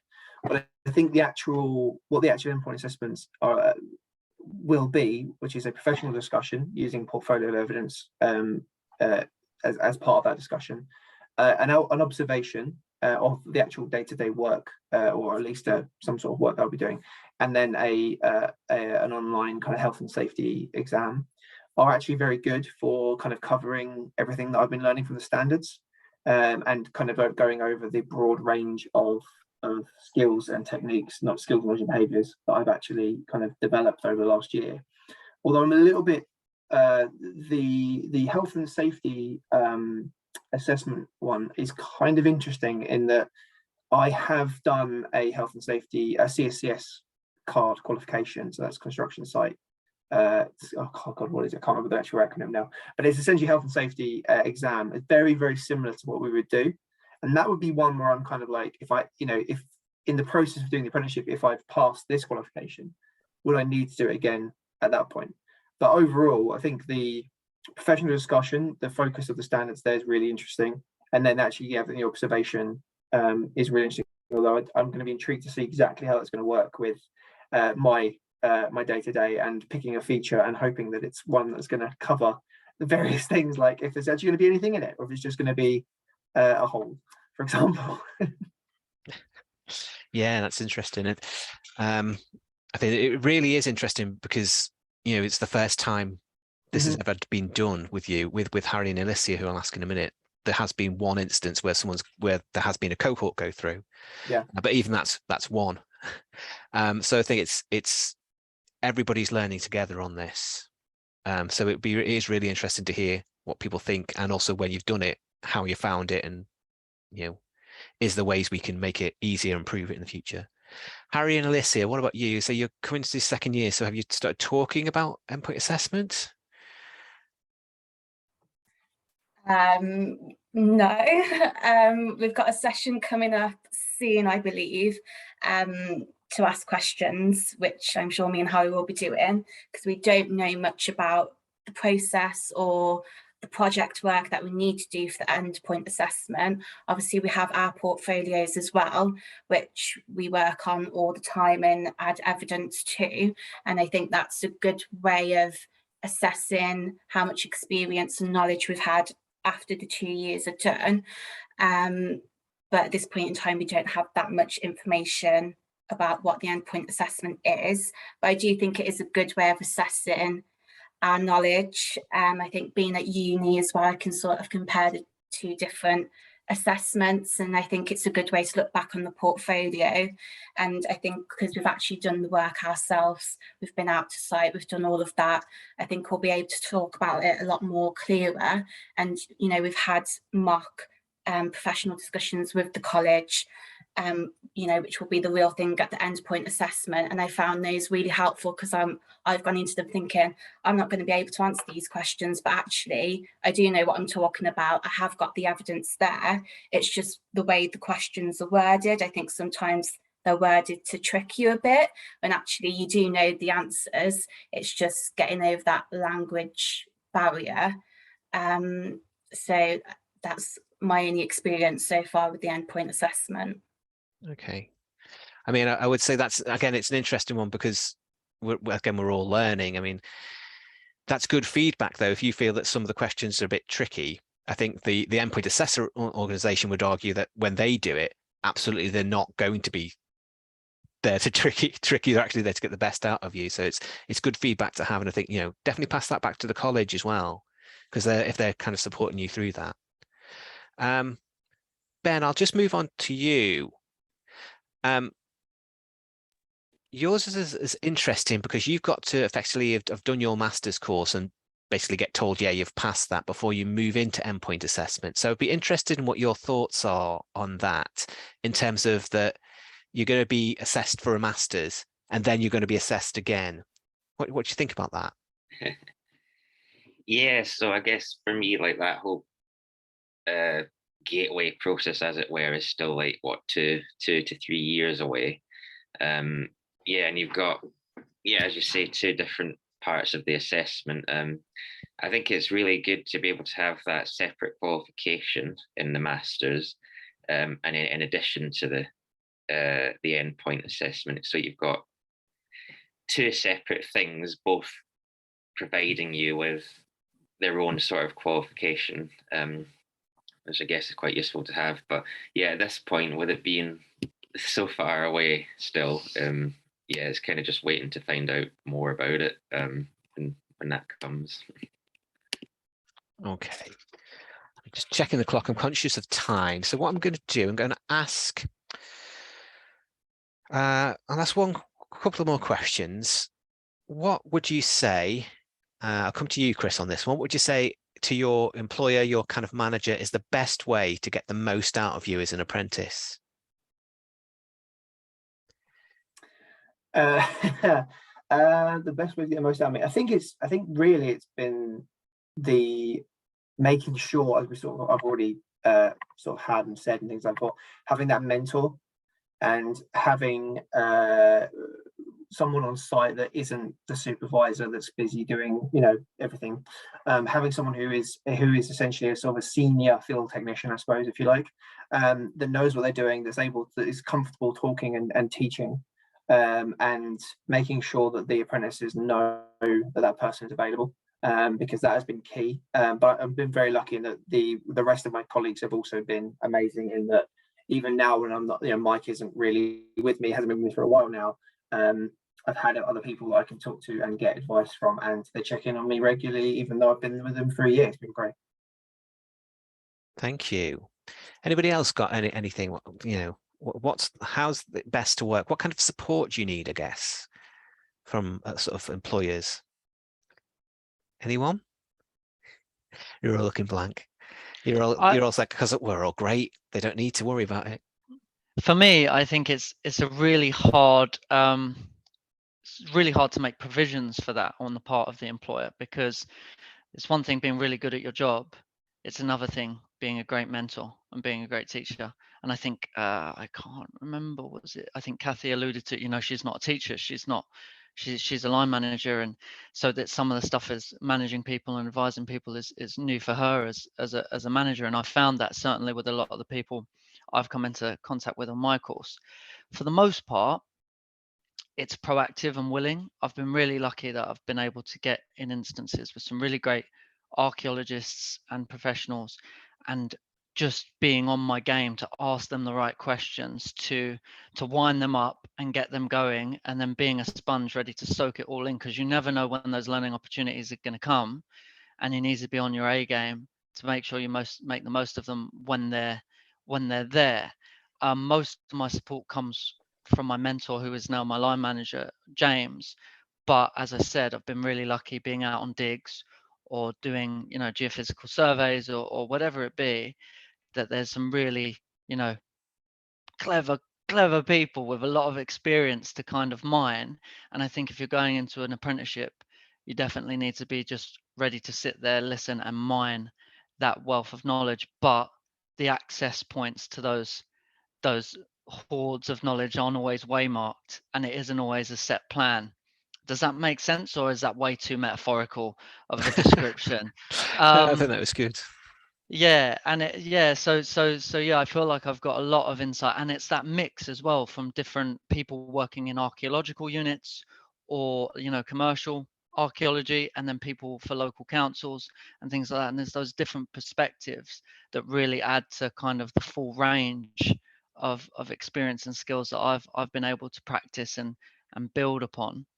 I think a key for the apprenticeship standards for me and James, it was looking at the KSBs and actually seeing where do they line up with real world deployment and deliverance of work, and what would demonstrate these KSBs. And we've had to then associate that to national trust work and what can't be accomplished with national trust work. And I would actually argue that is the first port of call for starting the apprenticeship, because you're basically moving through to get to an endpoint assessment where you demonstrate these KSBs. Some of them are overlapping, some, as I said, some of it's a bit clunky because it's hard to get it all in there. So you really need to have a breakdown of what sorts of professional work would exemplify these KSBs, and how can we then set about a game plan as to how to achieve that, because it doesn't necessarily always correspond in the real world with how the course is progressing in terms of the academic year. We may learn about DBAs, let's say, maybe learning about DBAs 2 months down the line, but I might not be delivering a DBA with a national trust until my second year, something like that. Yeah, that's really useful. Thank you. Okay, I'm conscious I want to allow the audience to ask a few questions. There's one that's come in. I'll start with that actually, and it's from Ben, who says, one question I have for the panel, both panels, is there anything you think that's not particularly working well with the apprenticeships that could be improved? I suppose that's quite a broad question, but from all of your points of view, what in terms of the whole structure of apprenticeships is not working as well as it could be that we could improve?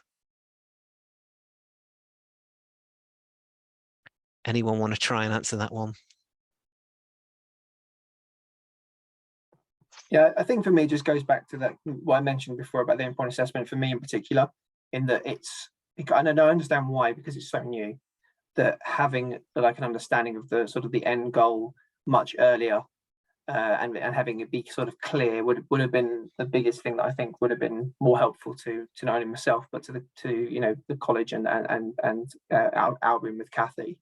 Apart from that, I think everything's been working really, really well. It's just that one element of kind of where we're going, in the end, that's been a bit of a hurdle to kind of work over. That could have been smoother if it had been defined earlier on, and kind of would then be able to work towards that. Like, kind of going back to what Harry said just a moment ago, actually, about looking at the KSBs and then breaking that down into what the duties that you would do, and there, by knowing what would go in the portfolio, for example, even 6 months ago, and knowing exactly which KSBs would go into it, that would have been helpful leading up to this point now, where I'd be further ahead than I am, rather than finding out at the beginning of or the end of September when I sort of found out officially what the ones that we were going to be needing.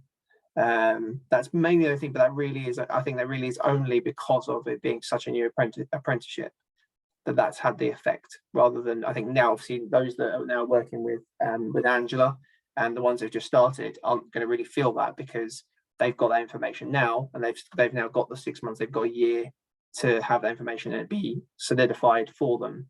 It's just been that guinea pig aspect that I've had, I suppose, in some ways, that's kind of caused that challenge, I suppose. One that I can overcome, but a challenge nonetheless. Yeah. I think to pick up on that and echo that is that kind of communication side, but I think that's stuff we'll put in place. The example, we've had this session today, so again, doing this on a regular thing actually, and I think Harry made a reference to it, you know, in archaeology, sometimes kind of get a bit kind of focused or stuck in our own little way, but actually there's quite a lot of employers on this, and there's a network that to go and ask those wider questions. I suppose I get that kind of, I'm talking to Harry and then trying to talk to the college, but actually again, there's people of that wider network, and it's things like that you're setting up the knowledge hub, that kind of website where actually we can put some of those kind of resources in, resources from the training provider, you know, experiences from Historic England, potentially at the moment that's for the kind of line managers, but again, it might be worth opening up to the apprentices as be able to share blogs and experiences. And actually, you know, thinking of that, just again, for me, taking on for that, actually, Harry's just talked about how we borrowed a spreadsheet from like our garden or ranger apprentices and had tweaked it to meet the archaeology needs around the KSBs.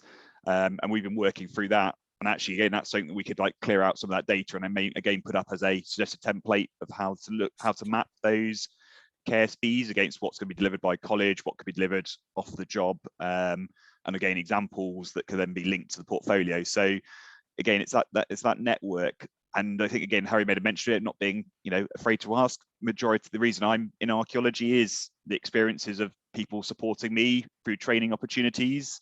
So I'm always, you know, really keen to kind of give that back. And I imagine most people on this call, if anyone came to them and asked a question or, you know, for some evidence or some kind of feedback, we'll be quite happy to give it. So it's just making use of us as a stronger network together to support the apprentices, but also the line managers and the kind of employers. Thank you very much. We've got 2 minutes left. So does anybody on the line here have an extra question they'd ask? Kevin, have all your questions been answered? Because I know there's been a lot of conversation in the chat. Either speak or use the raise hand function if you know how to do that. Ooh, got quite quiet. There was a question on... Yes. Kevin, go ahead. It's all answered, yeah, thank you. Excellent. There was a question on costs, has anyone seen that? Does one of our employers want to quickly mention costs? What's the cost of an apprentice? I mean, I can give a quick overview if that's easier. Angela. Yeah, can you give an overview? Mostly because I think that we are a levy-funded organisation, so we do pay into the levy, and we're also, and it's quite hard to tell, and it sounds really stupid, but we're also running apprenticeships on other things as well. So our levy is dispersed across various, you know, across 24 non-archaeological apprenticeships as well as the 3 archaeological apprenticeships. Yeah, I mean the cost better. The basics is the cost is first and foremost you have to pay the wages of your apprentice. It is a job with training, and whilst, you know, some of them have said they do college work 1 day a week, you still pay them for all of the time they're employed by you. So if they work 5-day week and 1 day's at college, you still pay them for that 5th day. So that's the key thing. And so whatever wages you set, there's no expectation. There are general things that people do, and obviously people trying to adhere to the CIfA salary recommendations, but that's the key cost, is that in terms of the training cost, Angela alluded to the apprenticeship levy. That is something that is paid by employers with a very large pay bill. It's effectively a tax, and if you are an employer that pays that, you then can reuse that money to pay for the training cost. Most organizations in archaeology are SMEs who probably won't be levy paying organizations. If that's the case, you pay, I keep on getting this wrong, Martin, is it 10% or 5%? It's 5% now, yeah. So you pay 5% of the what is called the funding band. So for your one, Martin, the level 7, is that currently you would pay £750? That's right, yeah. So because the training cost is £9,000, so it's £750, yeah. Yeah. So that would be a cost to the organisation for that training. The apprentice does not pay any of those training costs themselves. They are not allowed to. So you can't put that cost back onto your apprentice. So hopefully that answers that. Is this a last question in the chat? What's the chance Oh, interesting. So the question is, to have real positive impact from the adoption of apprentices, the scale has to move up from single figures for larger employers and smaller ones. What's the chance of getting annual recruitment into the realms of 25% of annual recruitment being apprentices? Interesting question. Go on, Angela. I was going to say, it really does depend on the training providers and the levels that you need. So, I mean, Simon is well aware of how Wessex works, as being a previous employee of Wessex. And, you know, in 2021, we took on 144 people. So only a small percentage of those would have been fieldwork archaeologists, level 3, you know, suitable for level 3. If we're looking for people to come into archaeology with greater skills, with more experience at different levels. And yeah, so it's a very valuable kind of figure to have out there. But I think at the moment, until you've got more training providers, you've got greater standards, you know, there, and our recruitment practices improve, I think that it's an aspirational thing to have. But certainly, I think that as large organisations who employ large amounts of people, we can certainly be better. But we've also got to remember that people go to university and people study archaeology. We can't just ignore those people who also need jobs when they come out of you know, 3 years of education there. So, you know, it's finding a balance for us and finding a balance in getting the right, and what we really want is we want the right people. So, you know, all of those things factor in. I think it's great to say, I mean, we are constantly looking to improve the way that we recruit, you know, our diversity profile of recruitment. So I think 25% is aspirational. I think realistically, given the limitations on the actual training providers and the levels of apprenticeships that we're looking at, it's a bit of a challenge for us at the moment. Yeah, I think that's really important as well, that, you know, we're talking about apprenticeships, but I think we all acknowledge apprenticeships aren't the single solution to anything. They're a part of a mix. But it's good to see that mix actually broadening. I think it's just, what's interesting for me to mention there is that the government, when they set up the apprenticeship reform, they also set a target for public sector organisations, and that target was for public sector bodies to have 2.3% of their workforce to be apprentices by 2021. That's been really interesting to watch what organisations can and can't actually even meet that, particularly if your recruitment levels are, your turnover is low, but then it's 2.3% of your workforce, not just of your new recruits. So there's lots of challenges, but just to say that's very, you know, 2.3% was the public sector target. So 25% maybe a bit pie in the sky. I'm conscious of, oh, sorry, Kathy, go ahead. I was just going to say, for a small organisation, we don't, with permanent staff, we don't recruit a lot. So Chris actually represents 100% of our recruitment for the year he joined. So, you know, if you want to, it depends very much on the organisation, because I think we only recruited apprentices that year. So yeah. Anyway. All right, this is the final call for any last questions. Otherwise, we are now 4 minutes past 12, so I'll get told off for keeping everybody too long.